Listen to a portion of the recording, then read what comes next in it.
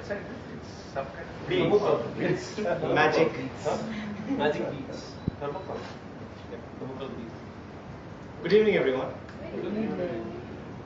Today is going to be a different session because the featured guest is you, I said, right?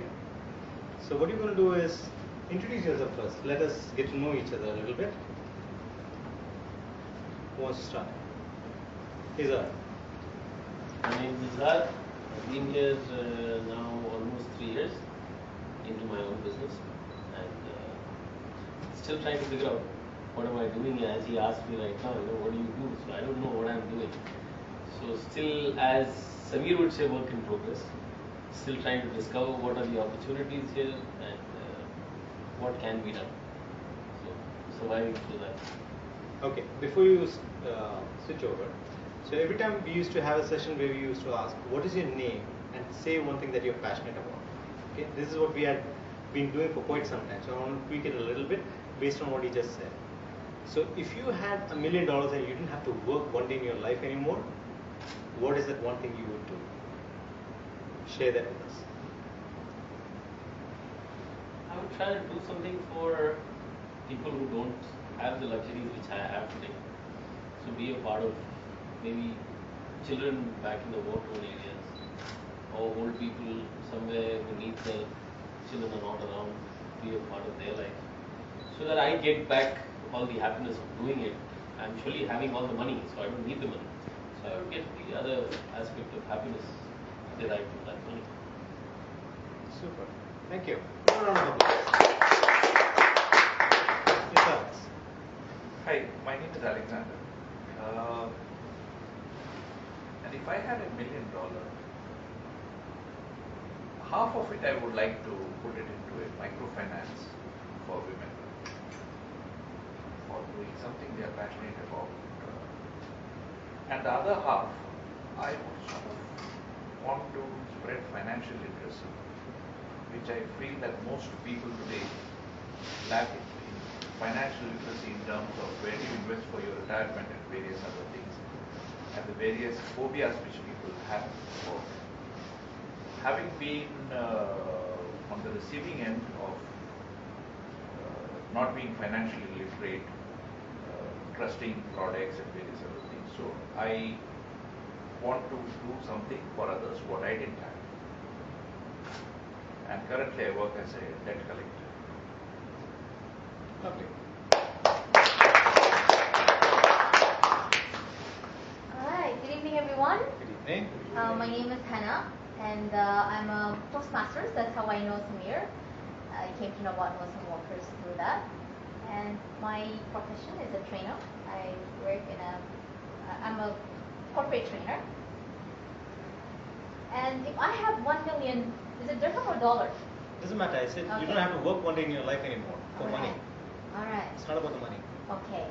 I think the first thing that comes to my mind immediately is back home. All right. Education is something that is lacking. So I would build a school. That is something that is always in my mind, and I would want to make it in such a way that from that school there are multiple schools that are built. I don't know how it's going to be done, but something like that, where it becomes like a business, but at the same time, because I don't want to build just one school and then that's it. I wanted to carry on, and from that school there are multiple schools, and there's a transformation that happens in the country, something like that. I don't know really how it's done though. Lovely. Put the idea into the universe and it will happen. Super. Yes. Something very similar. Use that 1 million to stretch it to 50 million. It means 10% of money and 90% perspiration. Find dreamers, design thinkers, support them to create, to use technology, the potential of technology to create innovations which can improve lives. So which means using so much money, stretching it as a catalyst so it keeps rolling over and you do much bigger things with a smaller amount of money. This is what it is, and what I'm like this beanbag. Whatever you want me to do, whatever shape you want me to take, I'll take it according to the situation. like me. Good evening, Love your sauce. everybody. My name is Zandy. I'm going to start from the top because it's my first time here. I've been in Dubai for 5 years. I'm married for 17 years. I've got 2 boys, 13 and 16. And if I had financial freedom, I would dedicate more of my time educating, spending time in educating and developing and coaching young mothers or mothers on raising kids. That's my passion. I was a young mother, and I think we put a lot of education into, a lot of time in education into fields of work and things like that, but we don't educate ourselves enough when it comes to taking responsibility for another human being and raising them to be adults and contributors to the world. Where I'm from, we have a lot of teenage pregnancies and a lot of children that are just, they go into the cycle of what that community is like, and I would like to educate mothers to take more responsibility and how they can be the best version of themselves and raise. Lovely. You're from which place? South Africa. South Africa. Thank you so much. I'm upset. I thought you already knew I have $1 million. Anyway. So when you asked this question, you got me thinking, one of the main missions I want was the drudgery of work has to end. We always talk people work for a living. I'd like to see people, they don't work for a living, they live, and they follow their passion, and you don't have to work for it. How you do that is the fundamental way. And that's what my passion, you probably know in the past, has been innovation, startups. And I think enough wealth can be generated with startups and innovation that can make sure that these new ideas like a universal basic income for all. So when you have something like a UBL kind of concept, a universal basic income for all achieved, you actually reach a position where people don't have to work for a living, and mankind collectively can go to the next stage. But that can only happen when you have massive wealth generation. That can only happen with innovation, with startups. And one of the reasons I'm in Doha is to set up a venture which is focused on this big business model, not for profit organization. But that's the. So you would continue to do what you're doing now, or? No, that's what I said. We are launching a venture which is about bringing a global innovation ecosystem out. So what happens is people can. Why are co-working spaces popping up all over the West? People don't want to work for an MNC, a soulless MNC. They want to work. They're all becoming independent freelancers. Because somehow their soul is not connecting with the people. Want to find a meaning. They don't find meaning in a larger company. Right? So we're moving towards a different phase. What would you do as a Christian? So what would you do if you had financial independence? So that's the right. You would continue to make other people financially independent. That's the whole idea. Awesome. My name is Kritika. I'm currently working in the HR department for a real estate company. If I had $1 million or dirhams, I didn't say 1 million. I never said 1 million. I think you did. I did. You did. Yeah. Okay, I just That's meant why you had a financial. Too late. Yeah. You said it. Million is Yeah. just talking. And many already have it. That's Yeah. all. Suppose you give it to us and then go look for more. Go on. Sorry. No, that was actually stuck. So, Okay. I would actually further pursue my masters because there has been a point where like I lost my father 3 years back, and I just finished my bachelor's last year, and I had a lot of to go further pursue my masters in aerospace engineering. So I would do that firstly, and then I would pursue my passion for traveling. So that's my whole idea. If I get that money.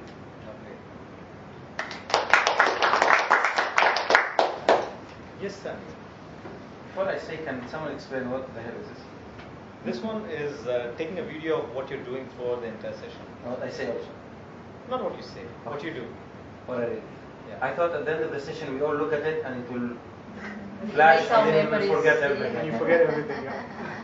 My name is Sami. I was born and brought up in Dubai, originally from Jordan or from Palestine, holding Jordanian passport. I I've been always pursuing my financial freedom, and I set the target for it.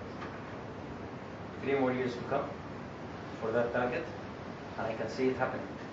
And for me, defining what would I do with financial freedom, I would spend the rest of my life swimming with dolphins. I just love it. I really find dolphins very inspiring, and they deserve to be seen, swum with, and I'll be flying around the world searching for dolphins and studying them. Simon, get serious. Seriously, What do you do? that is my passion. I love dolphins. You love dolphins. I love dolphins. If I have a choice to become an expert in their lives and how they communicate, Lovely. I would love it. Have you been met any dolphins or been to any of the aquariums? Yes, that they I have? swim with them every now and then at the Ferrarium, the Ferrarium, or in okay. The palm. Nepal. The But Atlantis. I'm a very conservative person when it comes to my private life, so you wouldn't see it on Facebook because I don't do it to show off. No, no. It's my passion, it's my excitement. Lovely. So yes, if I have a choice, I would really spend studying, because studying the way dolphins communicate is just phenomenal. They're just like us. They smile, they cry, they feel. It's amazing. The reason why I asked Sammy this again is because Sammy is a very funny guy. You don't know when he's serious and when he's funny, you know. So I had to dig deeper. Yes, Charles. Hi, Charles. I'm a photographer by trade. If I had, I guess I have to come here so people don't have to stick their neck. He's a photographer by trade and a nuclear physicist by training. Well, by training, yeah, I've got a degree in nuclear physics, but it's just a bachelor's, so I didn't go into like a weird. So you know how to put the mask on, the mask on. Yeah. I know how to blow up things, but I don't know why. I would want to. So, yeah. No, basically for me, if I had an unlimited source of money, or money is not a concern for me. This is something that I've always wanted to do, which was basically in the foothills of Indian mountains, and probably Munnar and Wayanad is one of the places, which is very beautiful places in South India, Kerala. I want to start you can say a commune, but photography related. So people from overseas come, relax. No internet, no electricity in there. Small huts.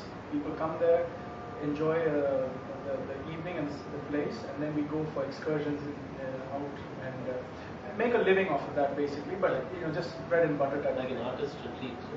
Yeah, it can be that, but basically it's geared towards photography, or it can be more than that. But in the evening, you don't go to a restaurant to eat or go somewhere and eat, or you come in here, there'll be a bonfire and that sort of thing. Because I enjoy people, I enjoy talking to people, and I so much to learn from people. So I think this is a good way for me to constantly meet new people and make it memorable for them as well. So that's what I like. Amazing. So the only thing missing over here is the bonfire. Yeah, if you can't start it, that's fine. You can switch off. Yes. Blow this up. Yeah. All right. For those of you a few of you are here for the very first time, and just to put things into perspective, I'll tell you why this thing started. And is anyone over here confused? Do I have to explain myself? Do you know what Awesome Walkers is? Or you all know, right?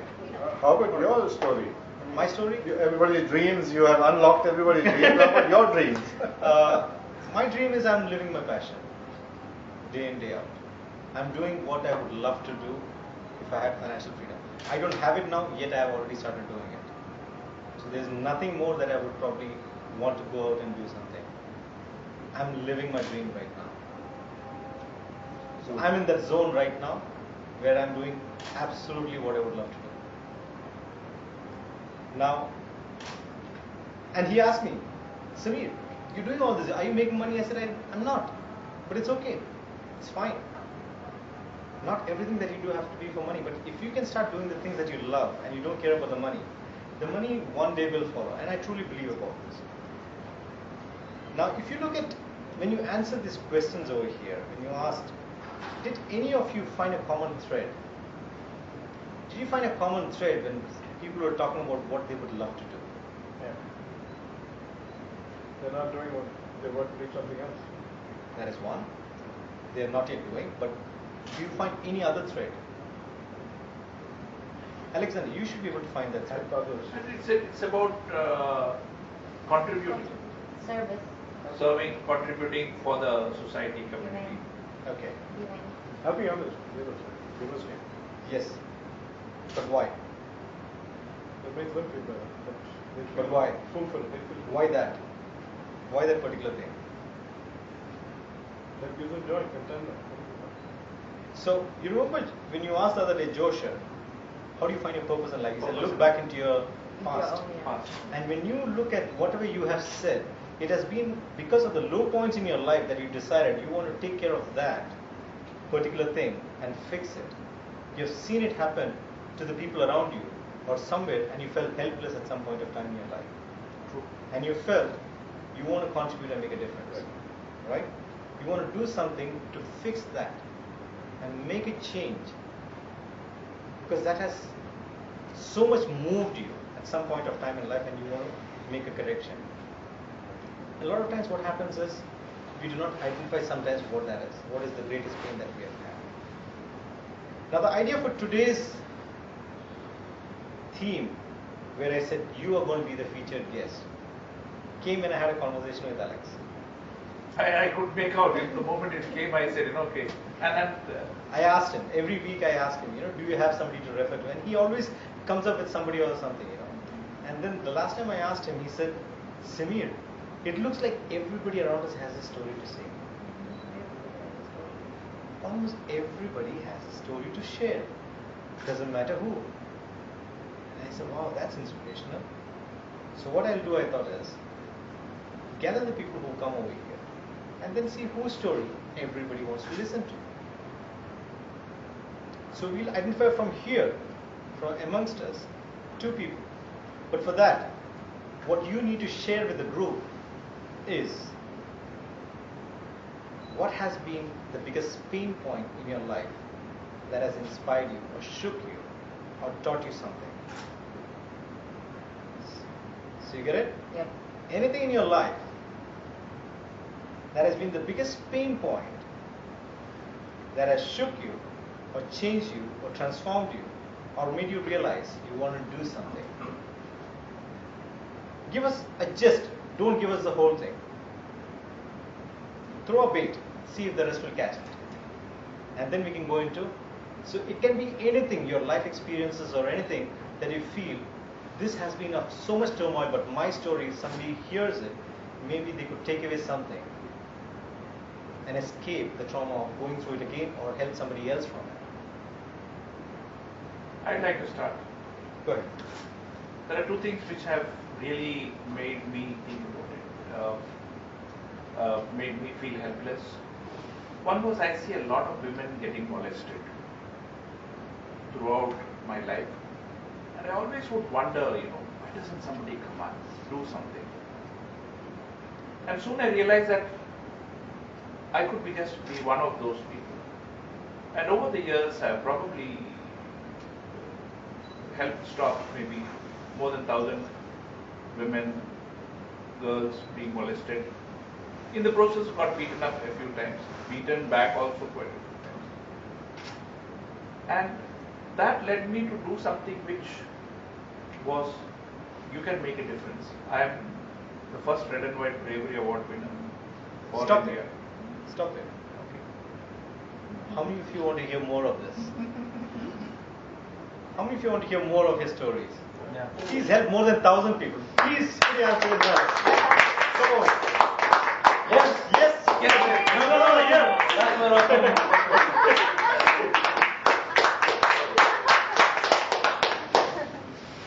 What a relief.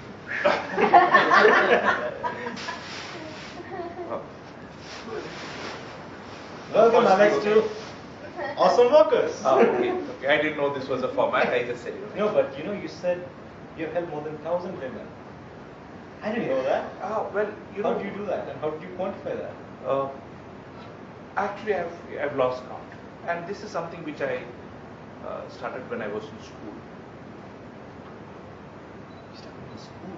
Yeah, you see some girl being teased, you would sort of come in, somebody being. I realized that. You're in Delhi, right? Yeah, Delhi. Okay.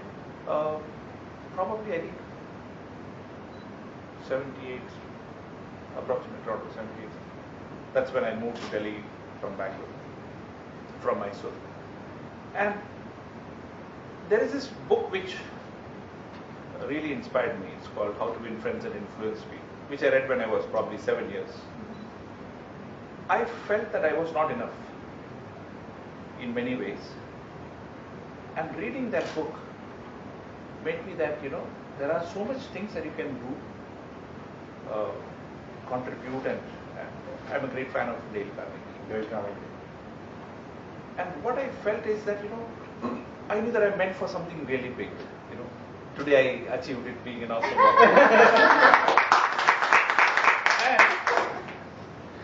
And I realized that it doesn't make a difference how big you are, how strong you are. If you stand up, the other person backs down.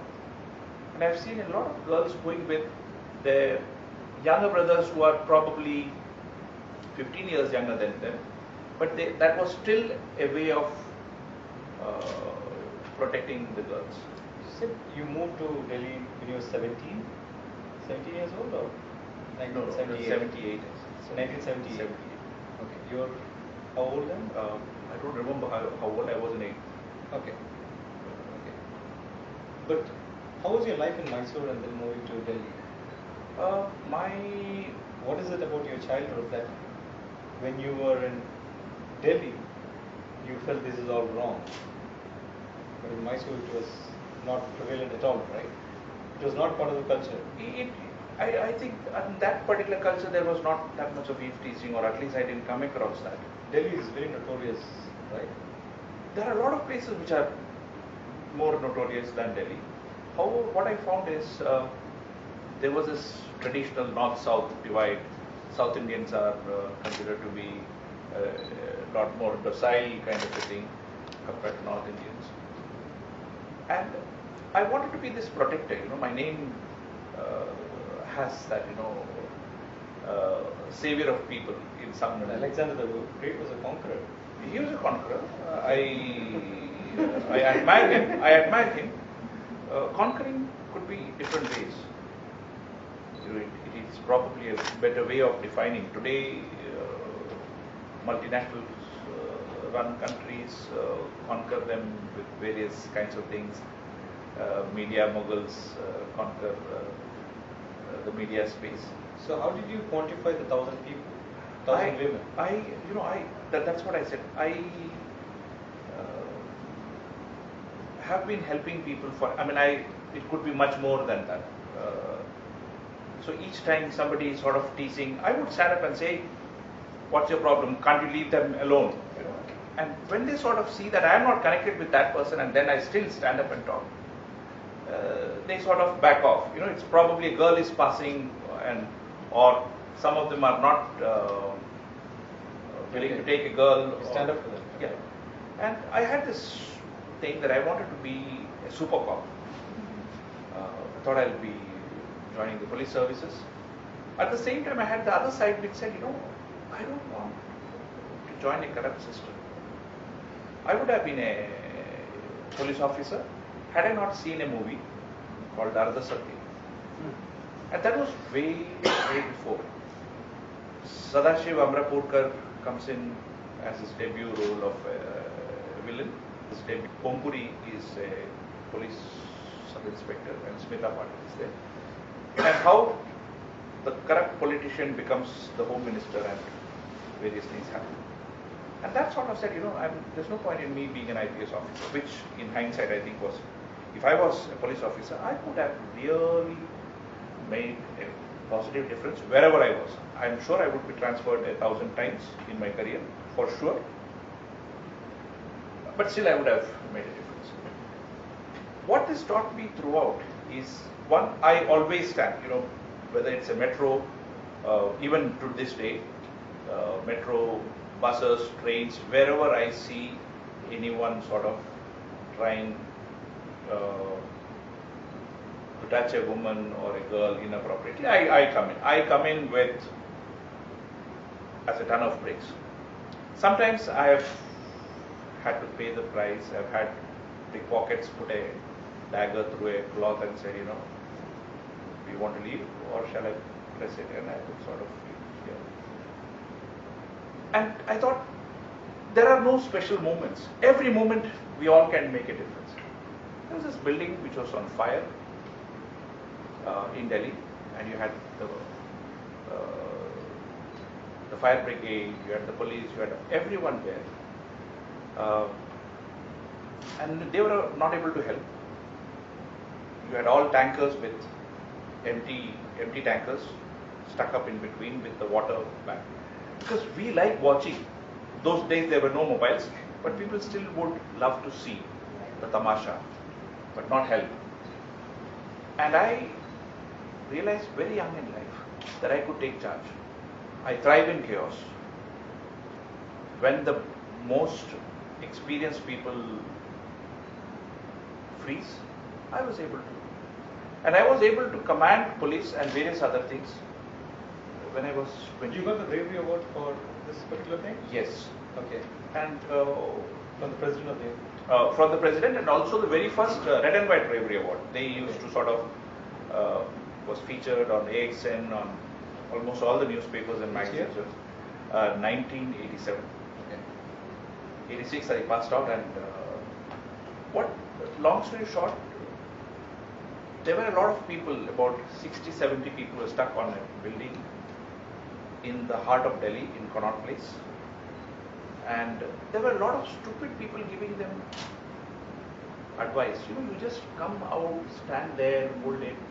What they don't realize is our hands are not like those trapeze artists.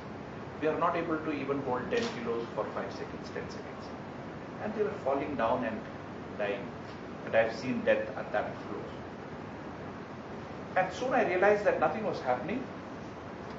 And there was a building under construction. 10 stories, without lift, without anything, just climbed up the scaffolding.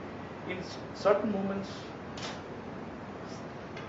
the universe makes you do things, or God puts that kind of an energy into you and conviction.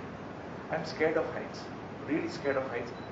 I don't like, if there was a balcony, I would not be able to go out and stand there. And then what happened is, I found that I was able to go on top of the 10th floor. And there were some construction workers who were going about. It was a building under construction. And you see there was only one crane there, and that was used for bringing in the cement, the concrete. And I requested the crane driver, if you could sort of bring it. You had this building which was on fire, and this was under construction. More or less, both were around about the 10th floor. Of course, now that building is 20 floors, but at that time they were only 20 floors.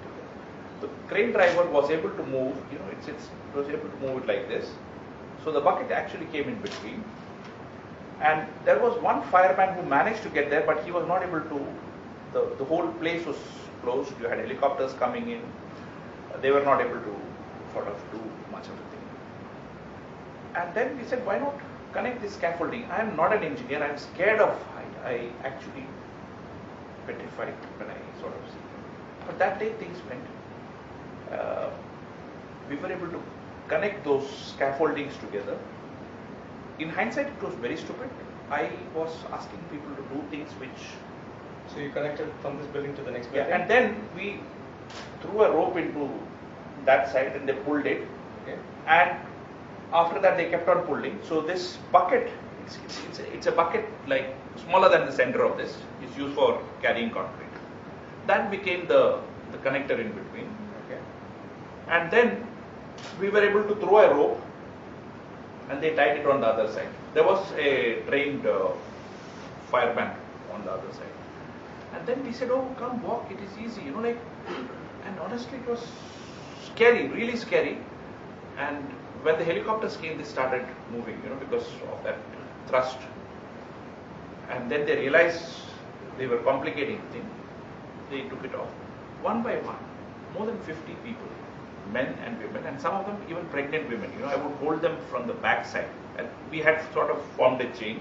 Okay. Some people would take it from there till the bucket, and some from the bucket till here. And we kept doing this one after the other. And by the time, and we were inhaling a lot of smoke. My shirt was off, everything. And evening, then you had the media come and say, how did you feel? And that's when, because I realized that I had left office in the morning, it was about 5:30. So how many people got saved that day? More than 50. More than 50. And Because of that particular move. yeah, because and next day I went there. The fire service wanted to study. This was a great thing that somebody had ever done Out that. of the box thinking. Which was, and there's no way I could have been there. It was scary. Manifestation. Huh? It was scary. You mentioned that there is two things that you wanted to say. What is the second one? Second thing is how financial, I have been on the other side. Today I'm a debt collector.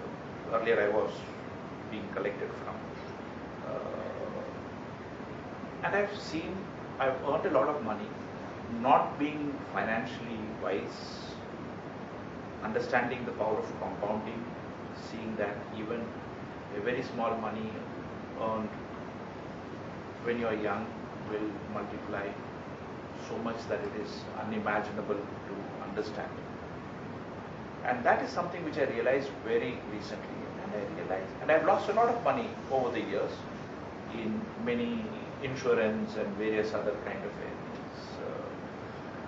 And I realized that the entire world, the banks, the insurance companies, the mutual funds, they are all there to cheat most people. So we should know what is it. Today, whether it is nutrition or various things, there is and we should understand they are all doing what they are being paid for. And it is up to us to educate ourselves. So these two things have been something which has been very important. Today, if you put 50,000 of whatever and put it into some kind of a financial investment, Einstein once said, compounding is the eighth wonder of the world. Those who know it, earn it. Those who don't, pay it. 50,000 put once. Do you have an idea how much it would be at the end of 60 years? He's returned some money like that. Would you know how much it would be at the end of 60 years?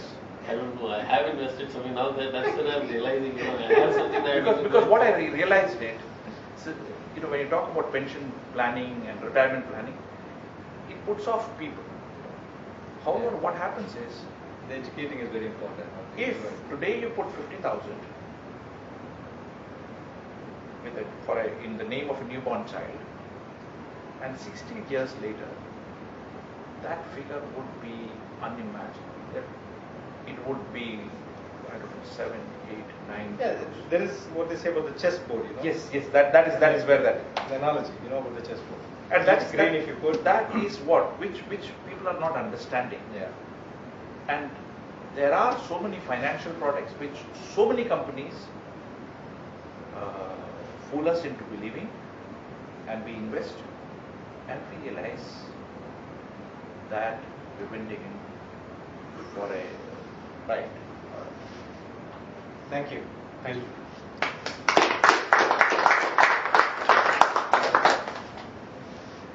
There's always There is a group of financial literacy. If you wish, you can.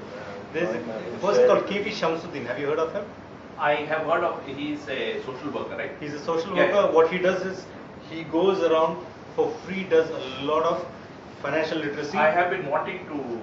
Yeah, I will be connect. bringing him over here Okay, someday. okay. I would Yeah. definitely like to hear about it. What is it? K.V. Shamsuddin. KV Shams.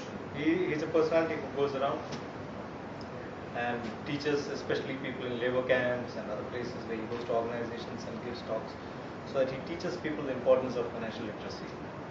He's, I think, a chartered accountant or something like that. But he's a very, very, very well-known person.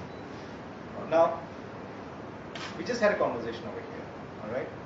And I always tell this to people. Forget the messenger, always. Look at the message. Is this something that you took away from a conversation? If you don't take away anything from a conversation, it's just noise. It's just noise in your life. So you have to actively and consciously ask yourself, what is it that you can take from that you can apply, change, or teach other people? So anyone want to share what your diamonds were, or what is it that you learned from this brief conversation before we move to the next speaker? I will always stand for what is right no matter what, even if someone put a dagger in my side.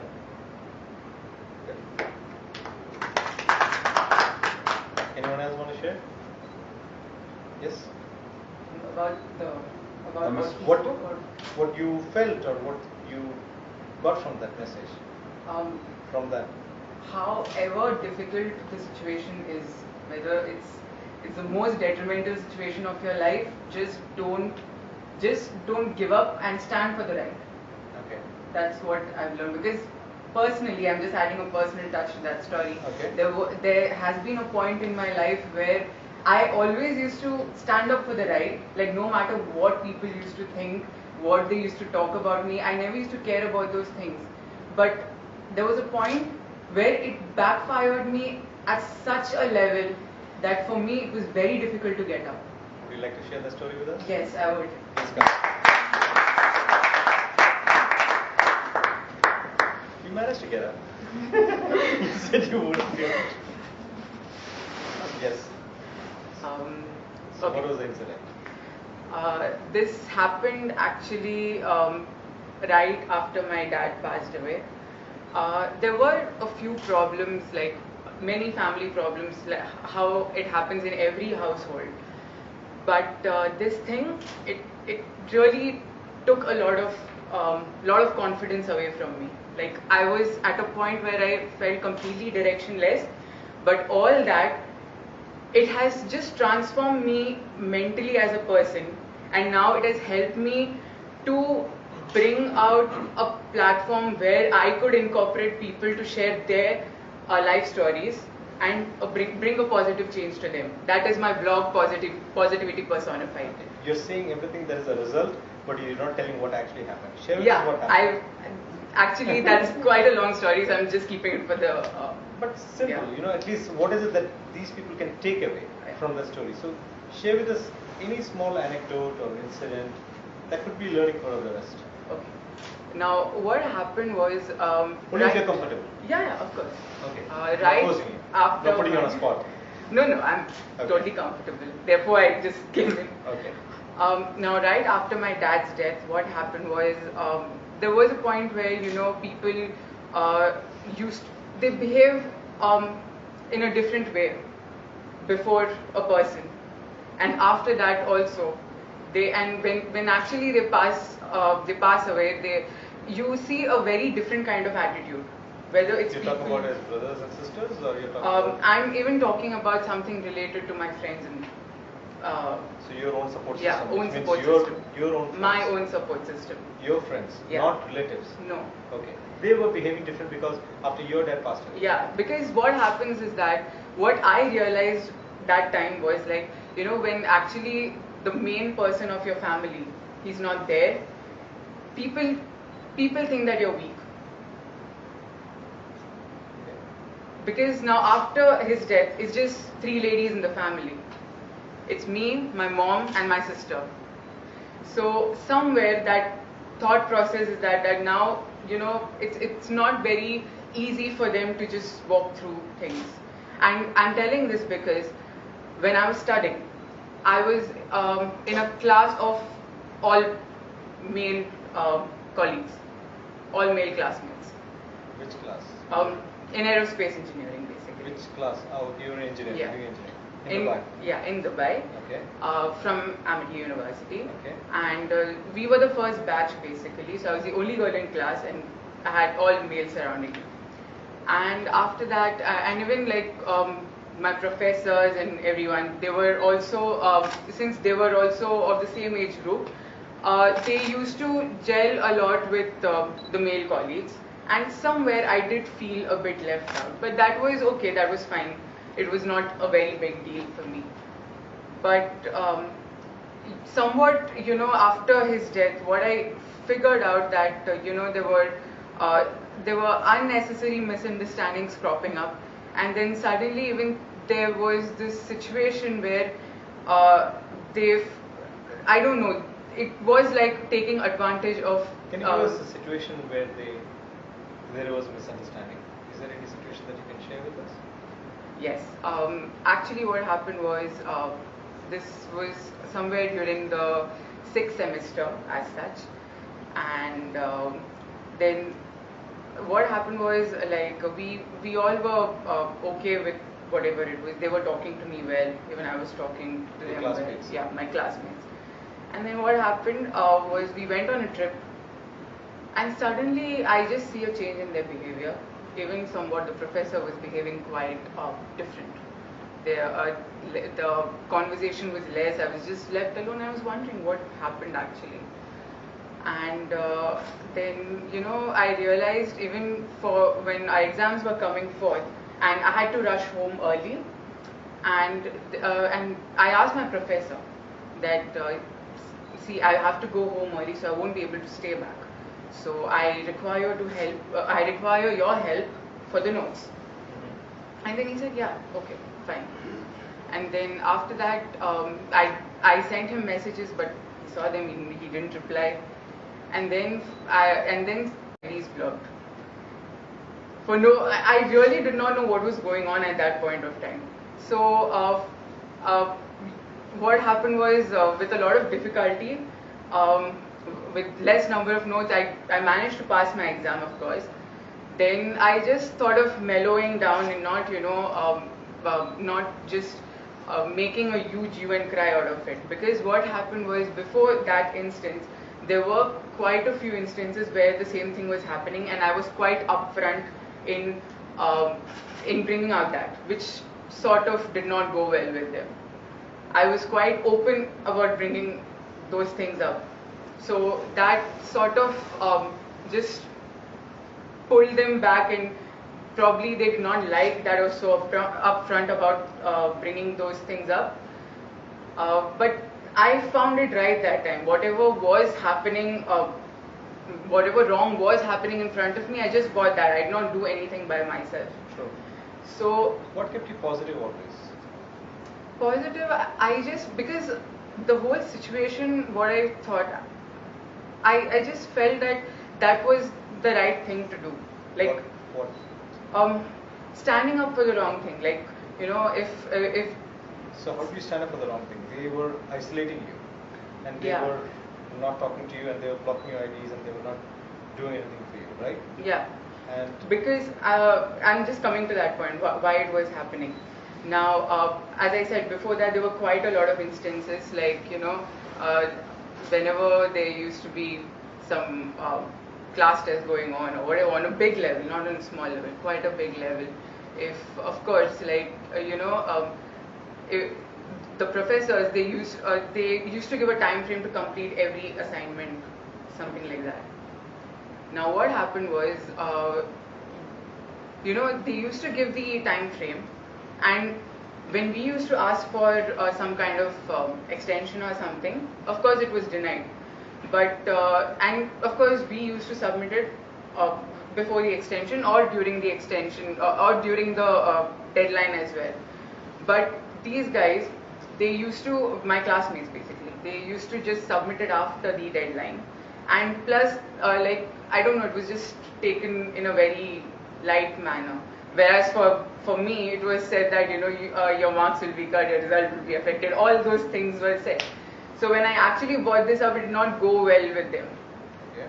And that time also they started like isolating me, but I was okay with it because I knew that it was actually wrong. It was like a separate rule for them and a separate rule for me, which is actually not supposed to happen.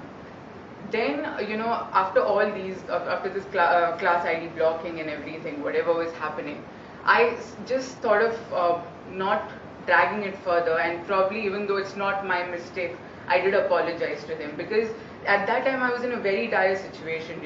At one point, this mental stress was there, that I lost my father. There's no the financial stability is quite bad. My mom was looking out after everything. I had to pass my exams because I still had a year. Mom was working. She was working in my dad's company, Okay. but it was not like a full-proof job as such. Okay. So we used to take tuitions as well. We still do, but I used to help with Arabic, and she used to take other subjects. So that's how it was. And she had other things like, my dad's will and everything, all the bank issues and everything. So I was all into this, and I was like, let me just not drag this, let me just apologize and finish it. Then again, when I was almost going to graduate, and we had a major project. So this time, the conversation was quite less, but still somewhere it was mellowed down and we were working. So that time I had come to know that what happened was the biggest thing, the loophole over here was a misunderstanding, which is actually baseless, that we had gone for practicals to India because this campus is new and there were not much equipments over there. So when we had gone to India, what happened was there were whatever marks and everything was done, it was sent from India to Dubai. Okay. And even if anything had to be re-evaluated, it had to be sent back to the home campus. Now, same thing happened to me as well, that when we got our marks, we could voice it out if you feel if there's anything wrong and you want to get re-evaluated. So that's what I did. It was one of the subjects. But I did not, I just went and I talked for myself that, see, this is what I feel, I want my paper to be re-evaluated. So the examiner was like, okay, the controller, and he was like, okay, fine, it'll be done. Now, because of me, what I had just talked for myself, but these controllers and teachers, they had sent everybody's papers back. Yeah. Now, something had happened over there, and probably one of the classmates, one of the students, their result got changed. Like they were about to pass, and then they got a fail. Okay. Now they are holding me responsible for it, and that's how the whole thing changed. It was actually quite baseless, and the whole thing is quite difficult to digest. But it actually spoiled one whole semester for me. Yeah. And especially at a crucial time where Yeah. I was just recovering from. I was not even recovering. It just happened that time. Yeah. So that was one thing. That was your biggest. That was the biggest turning point for me, and that What time. did you learn from that? What do you learn from that about relationships? Just don't trust anyone blindly. Before trusting them, trust yourself. Like I had a lot of trust in them. That okay, probably they may not do these things, Okay. but Okay. Let me this ask is the what- audience. What do you think from Just- from the story that she shared right now? What is your takeaway? What would you have done differently? What is it that you think should have been the insight, or what do you think is the insight that you have from that? Clarity of communication. Pardon? Clarity of communication. Clarity Right of at the communication. beginning, when there was a little bit of misunderstanding happening, at least maybe if I'm in her place, if I'm, I would maybe go and understand why are they. But what if they refuse to tell you? that's what they did. That's what happened to If her. they refuse to tell me. Because whenever I used to ask them, they used to tell me, Yeah. "Yeah, everything is fine, everything is okay." What do you do? So for me, it was a much difficult So situation to we get. face these situations in life. We do face situations where the other person does not want to communicate. What do you do? In this situation, as a student, I would assume that there's different protocols. You know what I mean? It doesn't stop at the person who refuses to communicate. It doesn't stop there. You have to escalate it to someone. But she went to the professor as well and spoke. To the professor, yes, this is what I'm saying. The professor is not as I'm saying in this You environment. can go on. There's always You can keep there's always escalating. an escalation of Yes. process. So of, get more people to get involved more in the people conversation. involved. Get Yeah. more people involved, the right kind of people. If the first person is blocking, is Yeah. not open to that communication, you just have to go. You just have to either go around them or above them. Yeah. But if, like she's saying, she believed that, and I think it is for all of us, you got to trust yourself, you got to know what it is that you want to get out of it, and then keep pushing forward until you get that. But sometimes when you're coupled with trauma, the situation is coupled with trauma. Now we're trying to extract from this and see what is it that we can learn from this, That is the whole concept. But even in So that, we should still yeah. remain